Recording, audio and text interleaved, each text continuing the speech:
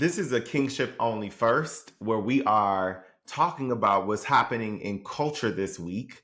And today we are talking about the state of the Union address. I believe that's what it was, where Trump is addressing Congress. And Representative Maxwell Frost, a young guy who I've come across before, I actually was hearing him speak. I want to say it was before the election, and I loved what he talked about. He was talking about love, and what would be happening if when you love somebody. And it was like, wow, I haven't heard anybody sound like this before. But today we're talking about not what he said, but what he wore, which was a T-shirt or a shirt that said "No Kings Live Here." And yeah, Joe, did you see that? And I'm curious, what did you see when you first saw that statement? Yeah, yeah. First of all, saw it, and then I saw the a brief little snippet of his statement too. He's powerful, man. He's a bright young man, only 28, like holding a lot. Would love to see um the want to, the care. He isn't tired yet. Like that's one thing you love about having a young congressman. And yeah, when I saw it said "No kings live here," I see what he was saying culturally, as far as this is supposed to be. The US is supposed to be like uh democracy, supposed to be. And then it's moving in a way that isn't conducive to such at the moment, to where people just, hey, doing what they want to do. Hey, I'm finna be the president. I'm finna grab my partner, even though he ain't got nothing to do with nothing, and me and my partner finna do what we want to do. Like, and that's like what sovereign people do. That's what a king does. A king is sovereign. Um, and they do what they want. And that's just not what we do here. So with that part, I understand the shirt for sure. Um, what about you? What was your first thing you thought of with the shirt? Well, you know, this is an interesting time, certainly a time like we haven't seen before. And I think the hardest part about those, like I'm not someone who is choosing a political side Me either. in terms of our government. I think there is perspectives on every side, and I think there's sound questions about how things have been going on every side. And I think ultimately what this moment speaks to is a mistrust in the government. And I know specifically with Trump, like despite what he's doing and the way he's moving, I think people just really feel like they can't believe him, and they don't trust anything that he's saying. And so for me, even while certain things he might be doing, like actually trying to make the government more efficient and looking at where there might be waste, and, even in bringing, outside perspectives into that conversation, I think there's a lack of trust in his character and the things he's saying, because he has lied blatantly about things before, which complicate all of that. So I say that to say is like, when I see that shirt, like "No King Lives Here," I think that "No Kings Live Here." I think also underneath all of that is like, because of the way he is presenting himself and the lack of trust that we have in him as a person. I think it also just like the idea of, like you said, a sovereign or a king, especially like a lion king, not a lion king, but a lion king. I saw what you did there.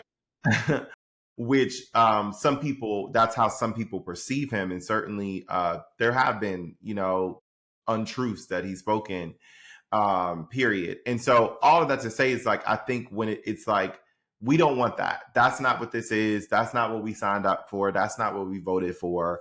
And so we don't know where you think you're at is what that shirt, or what I'm taking from that shirt. We don't know where you think you're at, but in America, no kings live here. But that ain't. So But, that's the but perspective. I it, think that shirt was saying. isn't that how all kings are though?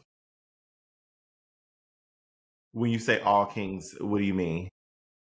Aren't all kings just lion kings? I like the way you put that.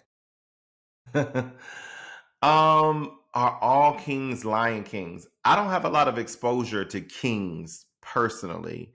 At least in terms of our current world context. I'm not too familiar with like governments that operate like that. You know, when I think about kings personally, it makes me think about like the Bible and kings that existed. And, I think certainly, yes, there were, when I go to the Bible, there were imperfect kings, like kings that um, have really good things and kings people loved. And then there were some kings that people didn't love, and kings that conquered places. And so there's a lot of differing perspectives even in the Bible as it relates to like kings.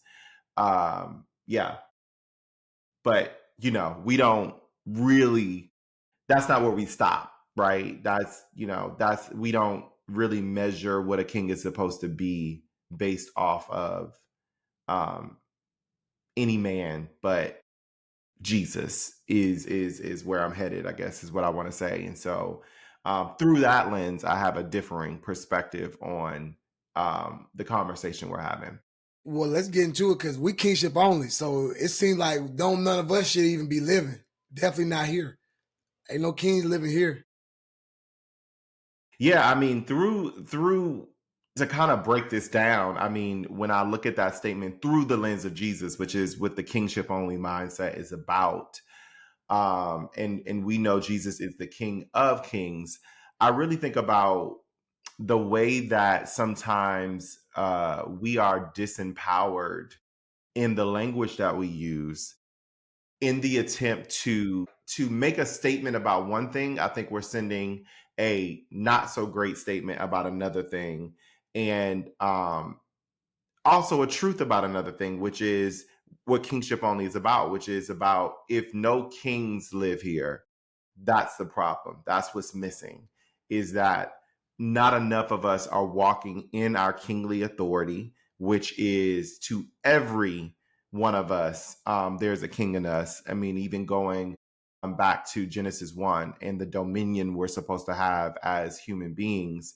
And so we all are kings, right? There is no one king that lives here. There should be many kings that live here, kings of their household, kings of their communities, people walking in their kingly authority, even just for yourself, seeing yourself as a king and seeing the power that you have to govern yourself in how you move and what you say and the power that your words hold.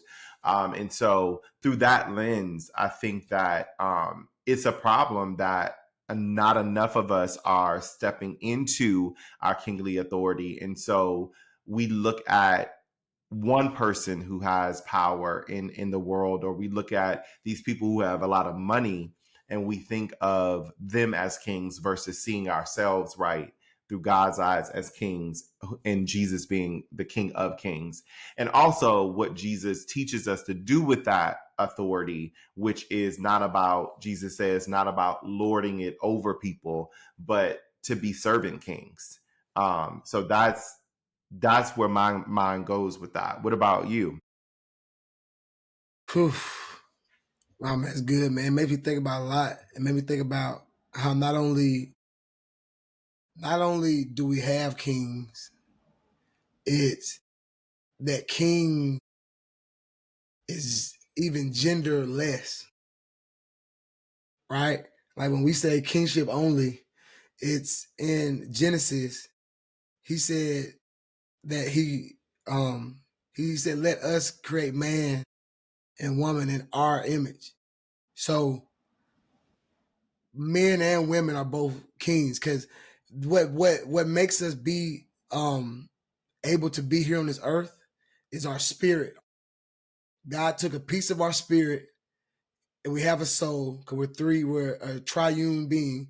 We have our spirit, our soul, and we have our body, the dirt. And we're here based off of that. So God who sits outside of time came, sent us down here in a time. So and said, hey, let us create this, right? And it's like, so it's men and women are kings, because we both have the essence of God, because it's God's spirit that we have. So the spirit is genderless, right? And we are male and female based off of characteristics that we need and to reproduce, right? Like when God made Adam, he opened him up, he put him to sleep for a little while, had him take a little nap, and pulled out of the rib and said, "Oh, this is bone of my bone, flesh of my flesh." And then he said, "This is a wombed man," which is a one man. So all of us are kings. But like Kingship Only isn't just a dude show. This is for everybody, because all of us are God's favorite sons and daughters, right? Like all of us are a piece of God. So I just had to clear it up because I know with Kingship Only it can be confusing, but that's the main thing. We are all, when we said we're made in God's image and likeness, He took a piece of Himself and put it in us. That's what that means. So that's what it means when we look like Him. Like He don't look like me and He don't look like you. The image is His creative ability that we have and His authority that He's given us. What He's talking about, because like when I hear this, I just hear like no identity. What you were saying. It's like we don't have an identity. We don't have anything to hold on to. And with that, things that are supposed to be labels, they're supposed to be tools we use as labels. Think about like, oh, well, I'm ADHD. Hey, I need Ritalin. Hey, I'm ADD. Hey, I'm this, I'm that. And it's like, it's a generation to where just because people are so lonely and they want something to belong to, they'll come into agreement with things that aren't even true, like you were just saying, right? But like you saying I'm a king is something that like me, like I see it all the time. My 2-year-old, we walk around and I say, "What's up, king?" to everybody. And then he says it. And when he says to people, it like takes them a second and be like, "Okay, thanks." And then even when I say it, I've been saying it for like eight years now. Just God just been having me just saying it. And like people at first, it shocks them. I'd be like, "What's up, king?" And they'd be like, "Oh, yeah, man, thanks." I'd had to do say, what'd you call me? And it's just because like in every person, there's two people you can speak to. You can speak to like the lower level of people, which is like the child. You can talk to the boy in somebody, or you can talk to the king that's in somebody.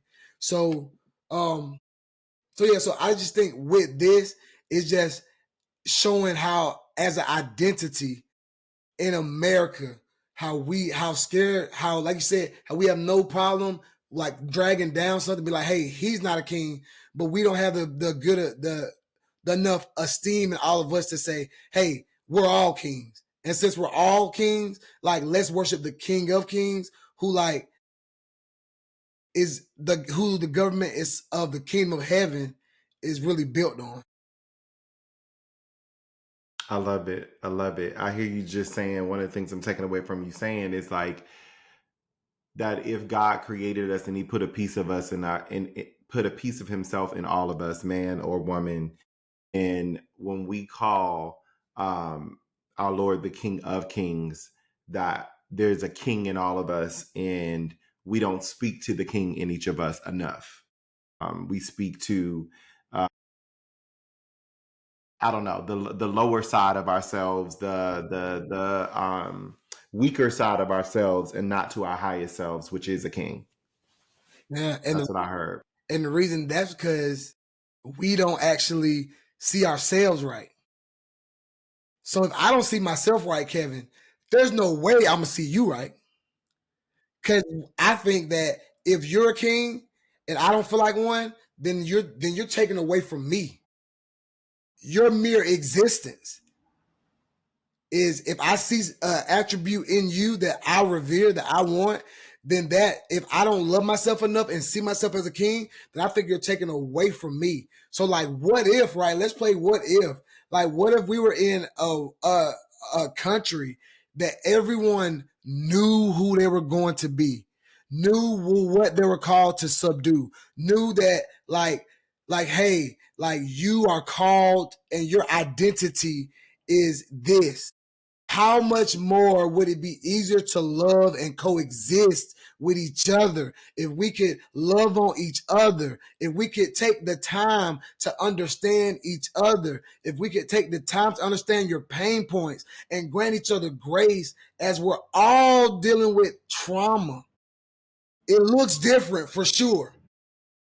Like crying in the Maybach is different than crying in a hoopty. And we're still crying. That's all that comes to my mind. Love it. I love it.